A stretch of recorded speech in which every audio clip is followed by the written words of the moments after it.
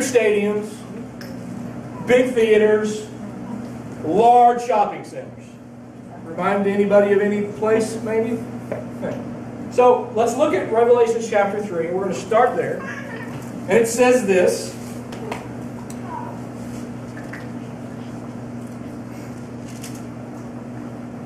I know all the things you do, that you are neither hot nor cold.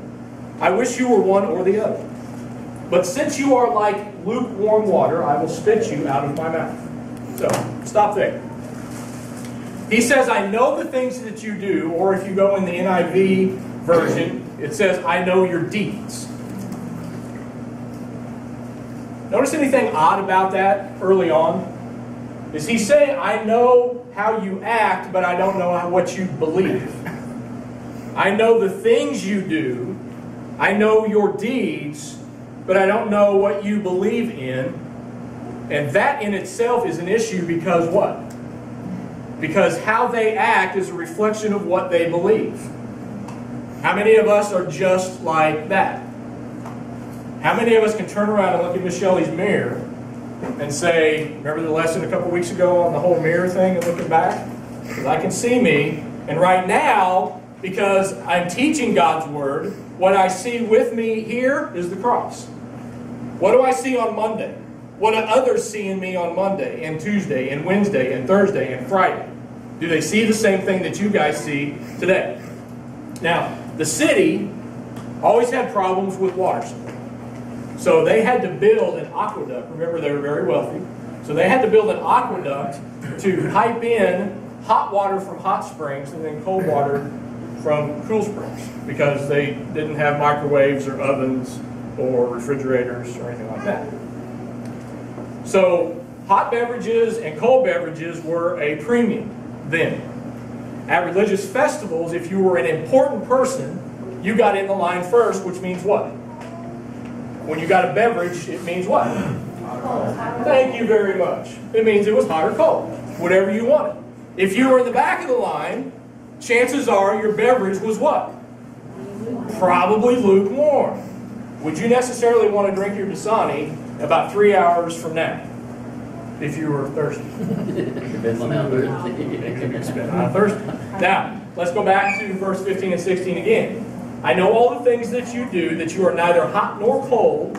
I wish you were one or the other, but since you are like lukewarm water, I will spit you out of my mouth. Now, can I write on this, Miss Shelley? Yeah. I don't know. Do what? Yes. All right. Just asking. It's your pleasure.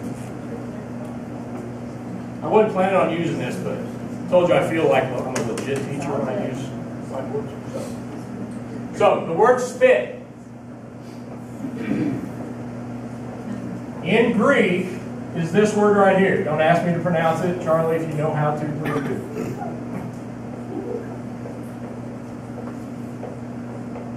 Anybody want to take a shot?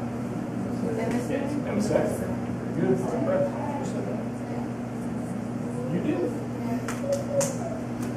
All right, emissaire. What's it mean? It means vomit. It means vomit. Now, on the other side of things, my wife, when she was pregnant, and still even to this day, when she had the beautiful morning sickness, this is what she would go, and she would go. You wouldn't hear a sound. That's not that mean. Little tidbit of info: when you see her, you know that she pukes quietly. So, vomit. We know what this means because I looked it up in Webster, and Webster's always right. It says, utter rejection, hang on to this, utter rejection, supremely repulsed, loathe. Well, that's kind of a little bit different than just spitting, right? Because that's a spit. But now if spit in Greek means emisai, which means vomit, which means utter rejection, supremely repulsed, and loathe, listen to what Jesus is saying when you show no passion about His Word and about His living. When you are apathetic, complacent, or comfortable. This is what He's saying. He's saying, I utterly reject you.